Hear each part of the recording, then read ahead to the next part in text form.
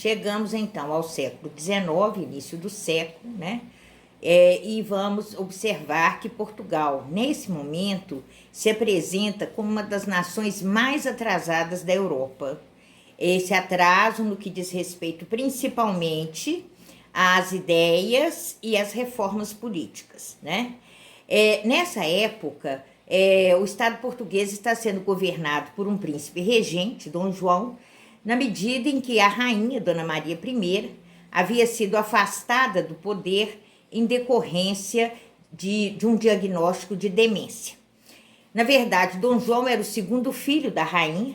O primeiro filho, que também era o sucessor do trono, Dom José, havia falecido em 1788, vítima de varíola aos 27 anos. Um aspecto interessante é que já nessa época havia já a vacina para combater a varíola. No entanto, Dona Maria I, que era fanaticamente católica, não permitiu que o filho se vacinasse, dizendo que se tratava e que tinha que ser respeitada e aceita a vontade de Deus, né?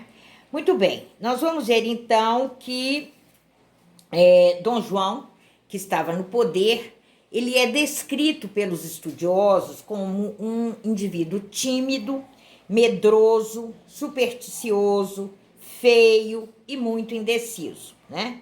Ele sofria muito quando ele tinha que tomar alguma decisão e sempre deixava a palavra final a cargo dos seus ministros, né? Uma coisa interessante ainda é que ele se referia a ele sempre na terceira pessoa.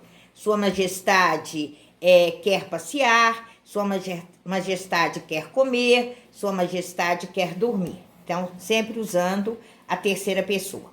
Dom João era casado com Carlota Joaquina, princesa da Espanha, e um casamento meio turbulento, né? Apesar de se ter notícia que desse casamento foram gerados 9 filhos, né? Inclusive o primeiro governante do Brasil, Dom Pedro. Mas, nesse momento, no início do século XIX, Carlota e João estão separados. Ela morando no Palácio de Queluz e ele morando no Palácio de Mafra, que era uma mistura de convento e palácio governamental, né? Que se localizava a 30 quilômetros de Lisboa. Muito bem, nesse período, início do século XIX, Portugal continuava a ser controlado pela Igreja, pela alta aristocracia e muito dependente economicamente da Inglaterra, né? O que vai, então, acontecer nesse contexto? Em 1799, terminou a Revolução Francesa. E o término da Revolução Francesa se deu a partir do golpe do 18 Brumário. Brumário é um mês referente ao calendário revolucionário, corresponde ao mês de novembro, né? E através desse golpe, Napoleão assumiu o poder na França, dando início, então, ao que a história conhece como Era Napoleônica. A Era Napoleônica se divide basicamente em dois momentos, né? De 1799 a 1804, quando Napoleão se torna cônsul da França, e de 1804 a 1815, que é o período do Império, o Império Napoleônico, né? A partir do momento em que Napoleão torna-se o imperador da França, ele se torna também praticamente o senhor absoluto da Europa, né? Ele não se contenta em governar apenas a França, mas ele quer o domínio de toda a Europa. Então, ele passa a lutar para que isso se realize, né? Mas ele não consegue submeter a Inglaterra, certo? Então, essa é uma situação, é uma pedra no sapato de Napoleão, né? Para se ter uma ideia, em 1808, Napoleão já havia conquistado a Bélgica, a Holanda, a Espanha, o que hoje corresponde à Alemanha e também o que hoje corresponde à Itália, né? Nós vamos ver que a Alemanha, só fazendo um esclarecimento, a Itália e a Alemanha foram os últimos países a se tornarem estados nacionais na Europa. A Itália oficialmente em 1865 e a Alemanha oficialmente em 1871, né? Muito bem. Quem é Napoleão Bonaparte? Falando rapidamente desse personagem histórico tão comentado, tão pesquisado, tão estudado. né? Napoleão nasceu em 1769, era filho de uma família da pequena nobreza da Córcega, né? E que teve uma carreira militar meteórica. Aos 16 anos ele já era tenente do exército francês, aos 24 anos ele se torna general e aos 35 se torna imperador da França, né? E como eu disse anteriormente, o grande pedra no sapato de Napoleão era a Inglaterra. Em 1805, Napoleão foi derrotado pela marinha inglesa na Batalha de Trafalgar, né? Onde a Espanha se aliou à França e ambos foram, França e Espanha, derrotadas pela marinha britânica. E aí, a vingança de Napoleão diante dessa derrota foi decretar o bloqueio continental, né? Que é uma medida que determina a proibição de todos os países europeus de comercializarem os produtos ingleses. O único país que não aderiu ao bloqueio foi Portugal. E daí vieram as consequências, é claro, né? A partir da não adesão do Estado português ao bloqueio continental, Napoleão passou a ameaçar, então, o Estado português, que vai ter apenas duas saídas: ou acatar as propostas e as exigências de Napoleão, ou seguir as orientações da Inglaterra, né?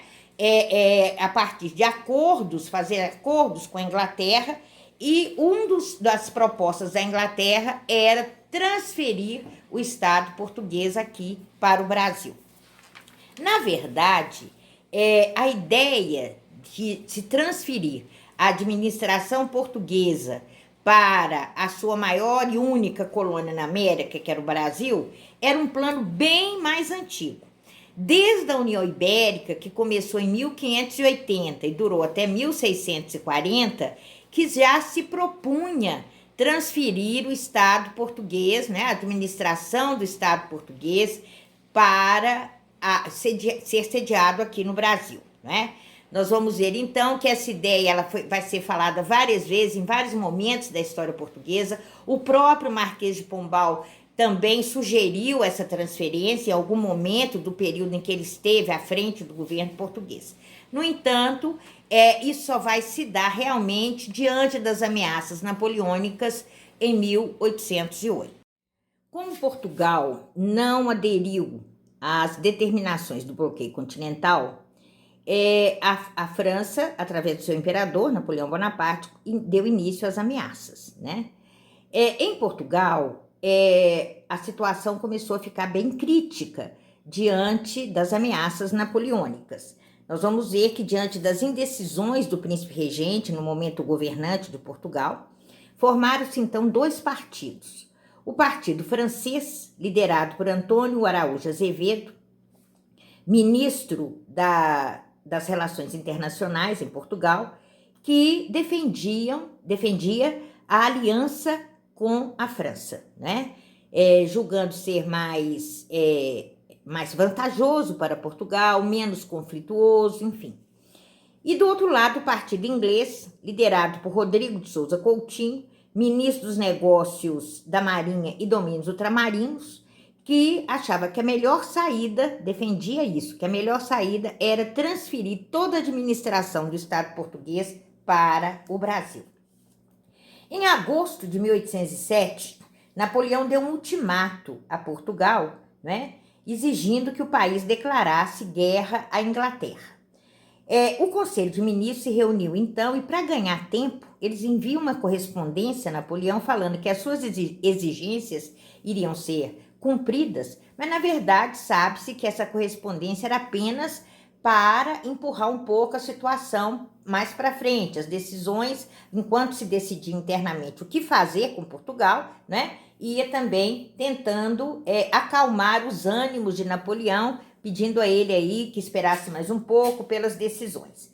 Então nós vamos ver que quando essa correspondência chegou às mãos do imperador da França, decidiu-se então, ele decidiu o seguinte, que se Portugal não acatasse as ordens dele, né, não se submetesse às ordens dele, Portugal seria invadido e a dinastia de Bragança seria destronada. Então, diante dessa ameaça, né, que é uma ameaça bem radical, o Estado português decidiu pela transferência para o Brasil. Nós vamos ver, então, que em outubro de 1807 vai ser assinado um acordo secreto com a Inglaterra, né? Portugal assina com a Inglaterra esse acordo, através do qual o governo britânico se compromete a dar toda a cobertura, toda a segurança e toda a proteção na viagem de toda a corte de Lisboa até o Rio de Janeiro. Em troca, a Inglaterra vai exigir que os portos do Brasil fossem abertos ao comércio estrangeiro, né?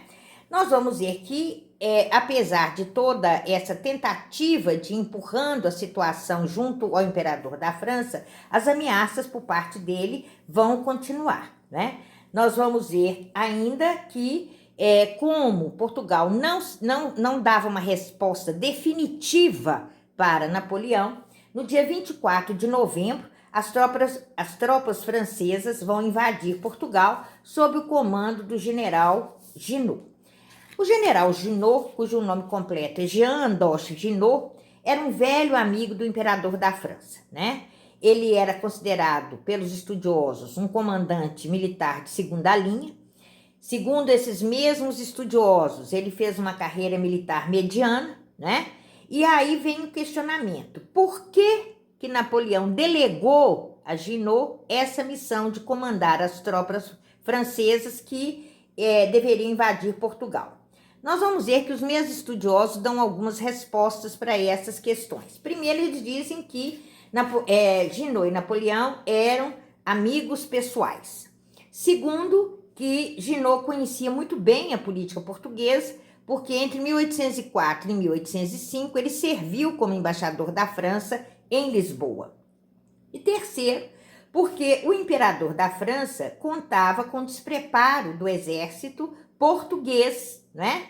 E achando que o exército não iria reagir como reagiu, né? Diante da invasão das tropas francesas.